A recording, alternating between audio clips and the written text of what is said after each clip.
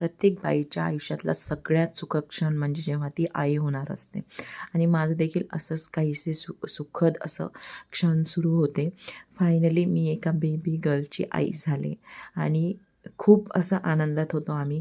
पण आनंद काहीसा खूप शॉर्ट होता. तिला लगेच NICUला नेण्यात आलं 4-5 दिवसांसाठी. कारण तिला दूध जे ती पीत होते ते तिला बिलकुलही पचत नव्हतं.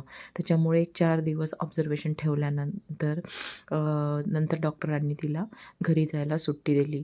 फायनली घरी आलो. माहेरी आलेली मी आणि टाईम एवढा शॉर्ट होता ना माहेरी स्टे करायचा, की जेवढी ही क्लिप ही शॉर्ट आहे ना, तेवढा शॉर्ट तो स्टे होता. काही परिस्थितीमुळे मला माहेर सोडावं लागलं आणि फायनली माझ्या संघर्षाची सुरुवात झाली.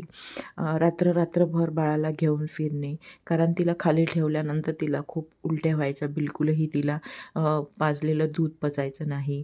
आईचं दूध पिण्यासाठी होणारा तिचा स्ट्रगल आणि त्यामुळे न वाढणारं वजन, अशा काहीशा समस्या आणि त्याच्यामुळे परेशान झालेली मी आणि मला व्यक्त करायला कोणी नव्हतं. त्याच्यामुळे असं स्वतःच रडून व्यक्त व्हायची आणि दुसऱ्या दिवशी बाळाचं हसू बघून सगळं विसरायचे आणि आला दिवस आपला जगायचा आणि बाळाला छान मोठं करायचं असं स्वतःला समजून पुढे जावं लागलो.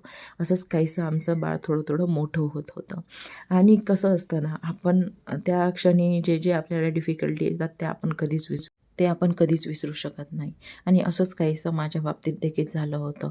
सतत स्वतःबद्दल न्यूनगंड निर्माण व्हायचा, की आपण एक चांगली आई आहोत की नाही. कारण की येणाऱ्या डिफिकल्टीजमुळे काहीही जमायचं नाही बाळाचं करायला आणि सांगणारं असं कोणीच नव्हतं आयुष्यामध्ये, की जे मला सांगेल की बाळाला हे झालं तर हे करायचं, ते झालं तर ते करायचं आणि अशीच काहीशी माझी जर्नी ही सुरू